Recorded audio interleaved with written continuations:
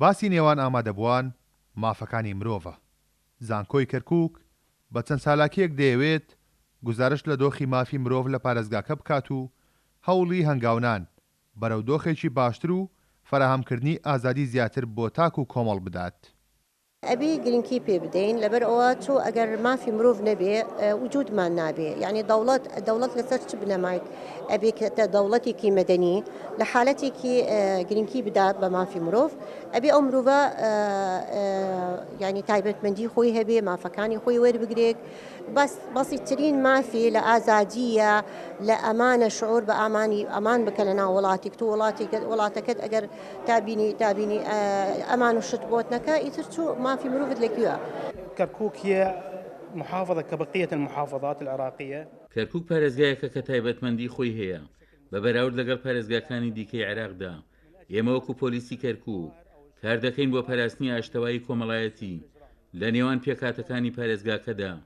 بەشێک لە کاری ئێمە پاراستنی ڕەوشی مافەکانی مرۆڤە، زامەکردنی کەشێکی کۆمەڵایەتی گونجاویش بەشێکی تر لە ئەرکەکانمان پێک دەهێنێت. شەڕ و گرژی و پەلەماری تیرۆر کاریگەری نەرێنیان لەسەر مافەکانی مرۆڤ لە کەرکووک هەبووە.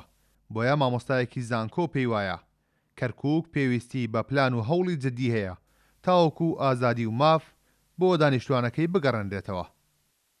مع الأسف خطر الإرهاب ما زال متواجد مەترسی تیرۆر و بوونیان بە تایبەت لە پەلەمارەکانی ئەم دواییە کاریگەری کردوتە سەر مافی مرۆڤ و ئازادیەکانیان، بەو پێی ئەوان ئەمن و ئاسایش دەشێوێنن.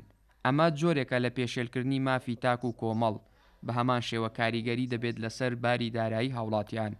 بۆیە پێویستە هەنگاوی جددی بنرێ بۆ باشترکردنی دۆخی ئەمنی و کۆتایی هێنان بە مەترسیەکانی تیرۆر. ڕۆژی دەی کانونی یەکەمی هەموو ساڵ وەک ڕۆژی جیانی مافی مرۆڤ یاد دەکرێتەوە. مافەکانی مرۆڤیش بێ جیاوازی دین و ڕەگەز و نەتەوە لە نێوان مرۆڤەکاندا دابەش بوون و بە یاسا نێودەوڵەتیەکان پارێزراون. یادکردنەوەی ڕۆژی جیانی مافی مرۆڤ لە کەرکووک لە کاتێکدایە پەلەمارەکانی داعش و گروپە توندڕەوەکان بەشێکی زۆری ماف و ئازادیەکانی تاک و کۆمەڵیان داگیر کردووە. کارۆل محەممەد کورساد نیوز، کەرکووک.